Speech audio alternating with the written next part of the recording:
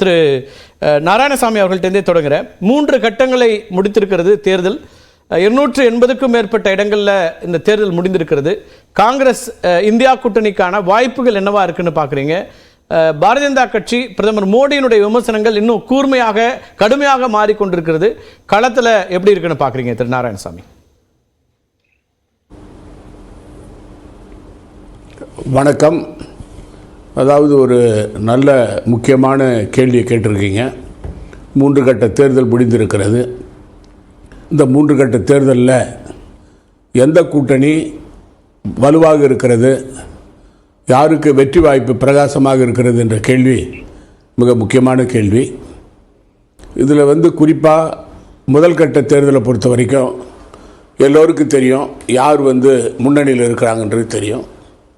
2வது கட்ட தேர்தலை பொறுத்த வரைக்கும் 2வது கட்டத்திலையும் இந்த கூட்டணியை இந்தியா கூட்டணியை பொறுத்த வரைக்கும் அவளுக்கு சாதகமான இடங்களில் தான் தேர்தல் நடந்திருக்கிறது.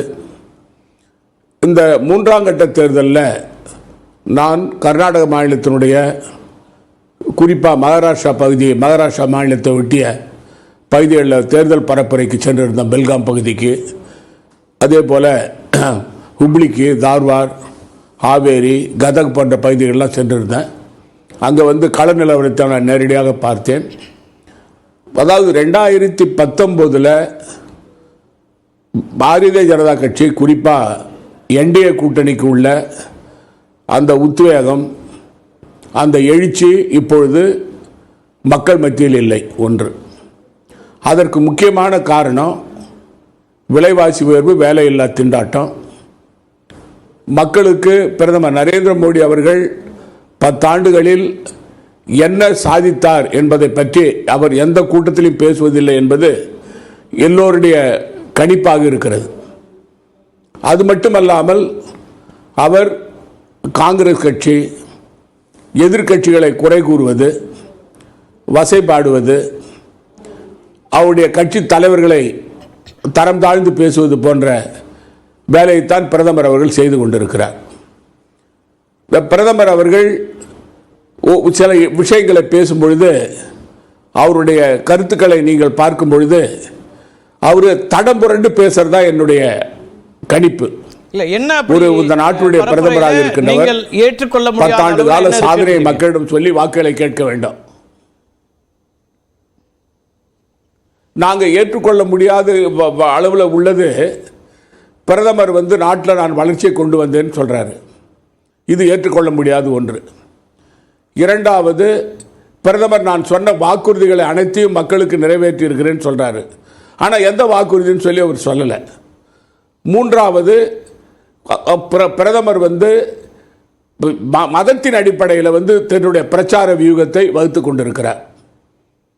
குறிப்பாக இது இந்தியா ஒரு மதச்சார்பற்ற நாடு, இந்திய நாட்டு மக்கள் அனைவரும் எம்மதத்தை சேர்ந்தவரும் ஒன்றாக இருக்கிறோம் என்பதை மறந்து பாரதிய ஜனதா கட்சியும் பிரதமர் மோடி அவர்களும் ஒரு மதத்தை எதிர்த்து, குறிப்பாக இஸ்லாமிய சமுதாயத்தை தாக்குகின்ற அளவில் அவர்கள் இஸ்லாமிய சமுதாயத்தினர் காங்கிரஸ் கட்சியையும் அவங்க 2 பேரையும் ஒருங்கிணைஞ்சு பல பேச்சுகள் பிரதமர் பேசியிருப்பது. அது மட்டும் இல்லாமல் மங்களசூத்திரம் பற்றி பேசுறது. அதே போல் இப்போ லேட்டஸ்டாக பிரதமர் பேசுறது மிகப்பெரிய ஒரு ஏற்றுக்கொள்ள முடியாத கருத்தை நான் சொன்னால், இந்தியா கூட்டணி ஆட்சிக்கு வந்தால் ராமர் கோயிலில் மூடுவாங்கன்னு சொன்னது. இது போன்ற கருத்துக்கள்லாம் ஏற்றுக்கொள்ளக்கூடாத முடியாத கருத்துக்கள். இந்த குறிப்பாக எதிர்க்கட்சிகளை பொறுத்த வரைக்கும் அதானி அம்பானியை பற்றி வாயே திறக்காத பிரதமர் மோடி பாராளுமன்றத்தில் அந்த பிரச்சனையை பேசும்பொழுது எதிர்க்கட்சிகள் கேள்வி கேட்கும் போதெல்லாம் மௌனம் காத்து கொண்டிருந்த பிரதமர் மோடி இப்பொழுது ராகுல் காந்தி அவர்கள் அதாவது அதானி அம்பானியை பற்றி தேர்தல் பரப்புரையில் ஒன்று கூட பேசலன்னு சொல்லிட்டு ஒரு அப்பட்டமான உண்மைக்கு புறம்பான கருத்தை பிரதமர் மோடி அவர்கள் கூறியிருக்கிறார். இதிலிருந்து பிரதமர் தடம் புரண்டு பேசுகிறார். 3 முக்கியமான குற்றச்சாட்டுகளை முன்வைக்கிறீங்க.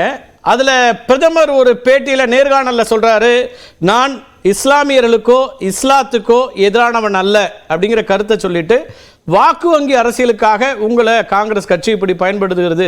நாங்கள் எடுத்த பல நடவடிக்கைகளில் ரொம்ப குறிப்பாக ட்ரிபிள் தலாக்கோ அல்லது அதில் இஸ்லாமிய பெண்கள் வரவேற்கிறாங்க, ஆயுஷ்மான் கார்டு, கோவிட் வேக்சின் எல்லாமே எல்லாருக்கும் தான் கொடுத்துருக்கேன், வரவேற்கக்கூடிய இடத்துல இருக்குது அப்படின்னு ஒன்று சொல்கிறாரு. ரெண்டாவது, மத ரீதியாக அவங்க விமர்சனம் வைக்கிறாங்கன்னா திரு சாம்பிட்டோட போன்றவர்கள் இன ரீதியாக இந்தியர்களை பிரித்து பார்ப்பது அல்லது ரேசிசத்தில் கருத்து சொல்வது சரியாங்கிற விமர்சனத்தையும் இன்னைக்கு முன்வைக்கிறாங்க.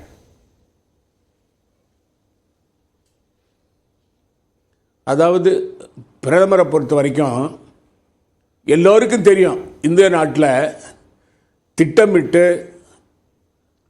அதாவது இஸ்லாமியர்கள் தாக்கப்படுவது, அவர்கள் எந்த உணவை உண்ணக்கூடாதுன்னு சொல்லி அவர்கள் எரிக்கப்பட்டது எல்லாம் நமக்கு தெரியும். அது மட்டும் இல்லாமல் பிரதமர் சொல்கிற மாதிரி நான் எம்மதத்தை மதிக்கிறேன்னு சொல்கிற ஒரு பிரதமர் அதாவது அந்த அந்த அவர்களெல்லாம் தாக்கப்பட்ட போது மௌனம் காத்தார் பிரதமர். அந்த மக்களுக்கு பாதுகாப்பு கொடுப்பதற்கான எந்த நடவடிக்கை எடுக்கல. உத்தரப்பிரதேசத்தில் நடந்த சம்பவம்லாம் பசுமையாக மக்கள் மத்தியில் நிற்குது. இப்போ இன்னைக்கு நிற்குது. இஸ்லாமியர்கள் எப்படி கொல்லப்பட்டார்கள் என்பதெல்லாம், எரித்து கொல்லப்பட்டதெல்லாம் தெரியும் உங்களுக்கு. அது மட்டும் இல்லாமல் பிரதமரை பொறுத்த வரைக்கும் அவர் தன்னுடைய பரப்புரையில் பேசும்போதெல்லாம் பிரதமர் முன்னுக்கு பின் முரணாக பேசுகிறார். கடந்த காலங்களில் அவர் பேசும்போதெல்லாம் நான் உன்னிப்பாக கேட்பேன், கேட்கும்போது கருத்து கோர்வை இருக்கும். இப்போ கோர்வை இல்லை.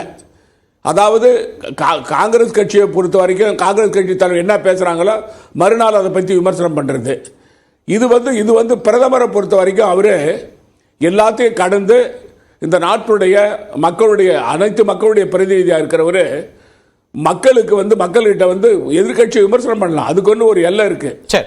அதாவது வாரிசு அரசியல் பேச வேண்டியது, ஏதோ பாரதிய ஜனதா கட்சியில் வாரிசு அரசியல் இல்லைன்ற மாதிரியும், காங்கிரஸ் கட்சியில் மட்டும்தான், இந்தியா கூட்டணி கட்சியில் மட்டும்தான் வாரிசு அரசியல் இருக்கிற மாதிரி பேசுறது. இது போன்ற இந்த பேச்சுக்கள்லாம் பிரதமர் பேசுவது குறிப்பாக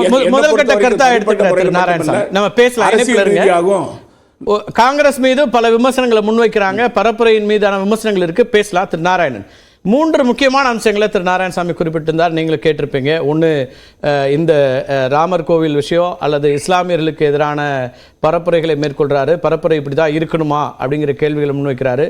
தொழிலதிபர்களை பற்றி ராகுல் காந்தி பேசலன்னு உண்மைக்கு மாறான விஷயங்களை வைக்கிறாங்கன்னு சொல்லிட்டு இன்னொரு அம்சம் சொல்கிறாரு.